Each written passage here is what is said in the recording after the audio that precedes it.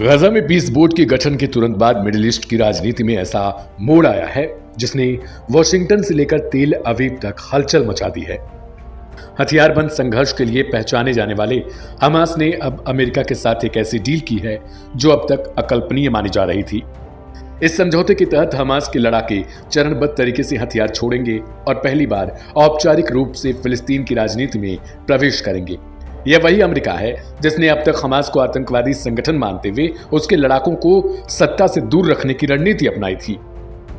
लेकिन अब हालात ने वॉशिंगटन को अपना रुख बदलने पर मजबूर कर दिया है। स्काई न्यूज अरबिया की रिपोर्ट के मुताबिक यह डील पूरी तरीके से एक चरणबद्ध प्रक्रिया पर आधारित है। पहले चरण में हमास अपने भारी हथियार जमा करेगा। इसके बाद उसके लड़ाकों को राजनीतिक गतिविधियों में हिस्सा लेने की अनुमति दी जाएगी। इस पूरे फॉर्मूले के पीछे कतर और इजिप्ट की अहम भूमिका मानी जा रही है। दोनों देश लंबे समय से इस बात की पैरवी करते रहे हैं कि अगर हमास को फिलिस्तीन से पूरी तरीके से बाहर किया गया तो गजा में हालात और ज्यादा अराजक हो सकते हैं। कतर और मिस्र का तर्क रहा है कि हमास की स्थापना फिलिस्तीनी जनता की सुरक्षा के लिए हुई थी और उसे राजनीतिक प्रक्रिया में शामिल किए बिना स्थायी शांति संभव ही नहीं है। अब हमास को सत्ता की मुख्य धारा में लाने की स्क्रिप्ट अरब देशों में लिखी जा रही है। इसी रणनीति के तहत संगठन के भीतर आंतरिक चुनाव कराने की तैयारी चल रही है। साल 2024 में हमास के शीर्ष नेता इस्माइल हानिया की मृत्यु के बाद से संगठन का प्रमुख पद खाली है। हमास अब इस पद को चुनाव के जरिए भरकर यह संदेश देना चाहता है कि जनता के बीच उसकी पकड़ आज भी बरकरार है। अरब मीडिया में भी चर्चा है कि अल-हय्या को हमास का नया प्रमुख चुना जा सकता है। यही अल-हय्या थे जिन्होंने अमेरिका और अरब देशों के बीच इस डील को आकार देने में सबसे अहम भूमिका निभाई। लेकिन सबसे बड़ा सवाल यही है कि हथियारबंद संगठन से राजनीतिक दल बनने की इस प्रक्रिया में हमास के हथियारों का आखिर क्या किया जाएगा। इस्राइल डिफेंस फोर्सेस यानी IDF के आकलन के मुताबिक इस वक्त हमास के पास करीब 6000 रॉकेट मौजूद हैं। इसके अलावा एंटी टैंक मिसाइलें, ग्रेनेड, IED और ड्रोन हमले की क्षमता भी हमास के पास मौजूद है। जमीनी स्तर पर देखें तो लगभग हर लड़ाके के पास AK-47 जैसे असॉल्ट राइफल्स हैं।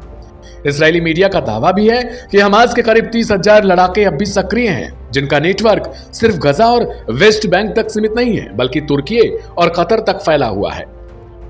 यही वजह है कि यह डील सिर्फ एक समझौता नहीं बल्कि मिडिल ईस्ट की ताकत के संतुलन को बदलने वाला कदम भी समझा जा रहा है। अमेरिका का यह फैसला यह भी संकेत देता है कि अब वॉशिंगटन सिर्फ सैन्य समाधान नहीं चाहता। आने वाले दिनों में यह साफ हो पाएगा कि हमास सच में हथियार छोड़कर राजनीति का रास्ता अपनाता है या यह समझौता सिर्फ वक्त खरीदने की एक रणनीति साबित होता है। इतना तय है, गजा की लड़ाई अब बंदूकों से निकलकर बैलेट बॉक्स की तरफ फिलहाल बढ़ती दिखाई दे रही है।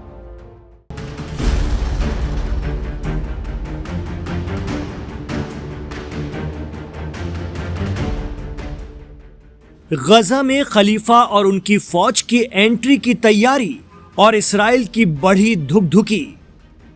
जी हां, प्रेसिडेंट ट्रंप के जरिए बनाए जा रहे गजा बोर्ड ऑफ पीस में अमेरिका की मर्जी से शामिल हो रहे 8 देशों में एक तुर्की भी है और तुर्की का नाम सुनते ही इस्राइल चिढ़ गया है। दरअसल इस्राइल को सऊदी, कतर, मिस्र, जॉर्डन, इंडोनेशिया, UAE और यहाँ तक कि पाकिस्तान से दिक्कत नहीं है, लेकिन तुर्की की एंट्री वो गजा में नहीं चाहता। मुस्लिम दुनिया में खुद को सल्तनत उस्मानिया के खलीफा की तरह पेश कर रहे ताकतवर मुल्क तुर्की के प्रेसिडेंट रजब तैयब एर्दोगान को इस्राइल इन दिनों फूटी आंख पसंद नहीं कर रहा है। एक दौर में दोस्त रहे दोनों मुल्क पिछले कुछ महीनों से एक दूसरे पर आक्रामक हैं। जब इस्राइल ने कतर पर हमास की लीडरशिप को निशाना बनाते हुए हमला किया था, तब ये तुर्की को भी खुली चेतावनी थी कि अगर उसने अपने यहाँ हमास के लोगों को पनाह दी तो ऐसी ही कार्रवाई की जाएगी।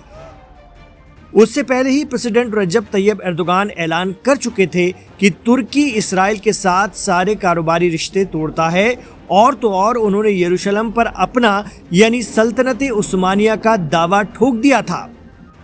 इसे सुनते ही इस्राइल भड़क गया।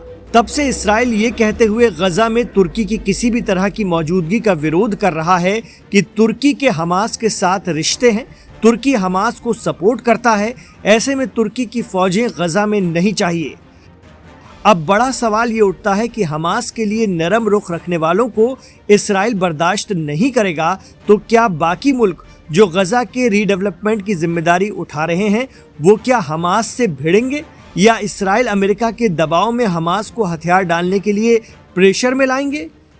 दरअसल अमेरिकी राष्ट्रपति डोनाल्ड ट्रंप के प्रस्तावित बोर्ड ऑफ पीस में 8 मुस्लिम देशों ने शामिल होने पर सहमति जता दी है। इन देशों ने संयुक्त बयान जारी करके कहा है कि वो गजा में स्थायी शांति, पुनर्निर्माण और राजनीतिक स्थिरता के लिए इस पहल का समर्थन करेंगे।